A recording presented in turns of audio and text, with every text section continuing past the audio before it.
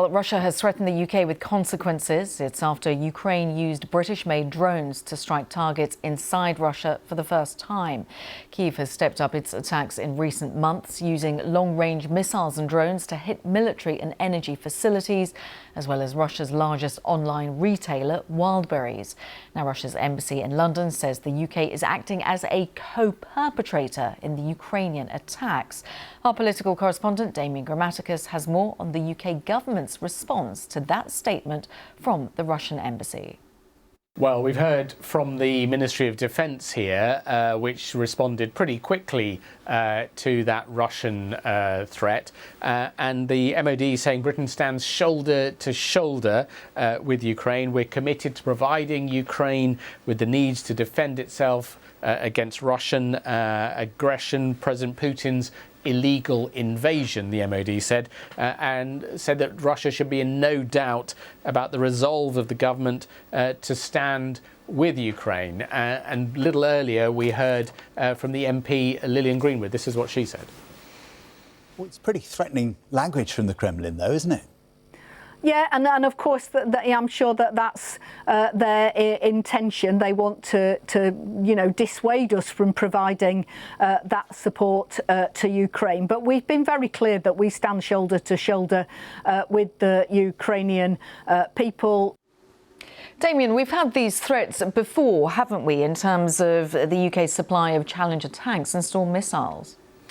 Yes, exactly. I mean, it's been part of the sort of pattern of the conflict, now in its fifth year, that Russia has sought to shape the actions of Ukraine's allies by influencing them through public pronouncement like this, warnings, threats, sometimes pretty sort of overt language about escalation and warning about the dangers of that. In the past, that's been taken even to be read about possible warnings about sort of nuclear sort of use as well. But the UK, I think, would say that the UK government would say that in many ways Russia is already acting in a very hostile way. We have seen Russia being behind recent firebombing attacks on Sir Keir Starmer's property.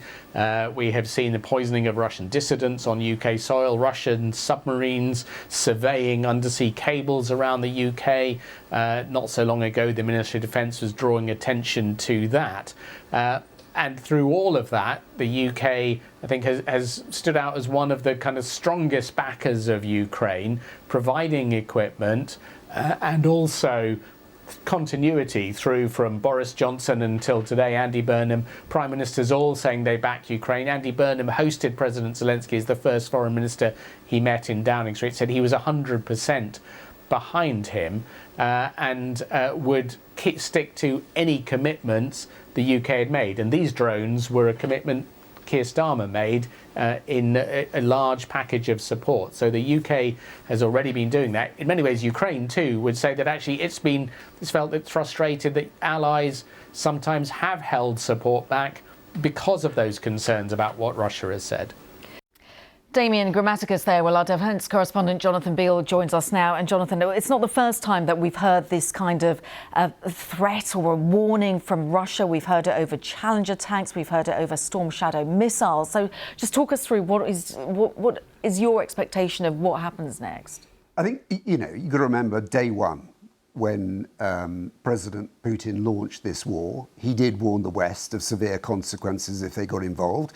I think there was some consequence in the sense of the weapons, and the number of countries, Western countries, willing to supply weapons was pretty limited. So it was anti-tank weapons, short-range weapons, which the West could say was for Ukraine to defend itself. Slowly that has inched forward, as you say, with Challenger tanks, Leopard tanks, Abrams tanks, then F-16s. Each of those has drawn a warning from Russia, again, of severe consequences.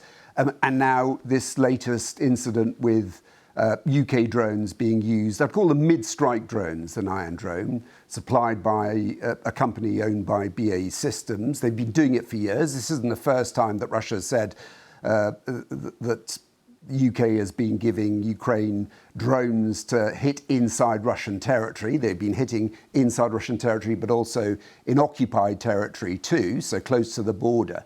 And when you see those long-range strikes, the Wildberries factories or warehouses and the oil installations, those are being carried out, those very long-range strikes, by Ukrainian-made weapons like FP2 drones and Flamingo missiles. So there's still a limit to what the West has supplied Ukraine. But I think there is increasingly less.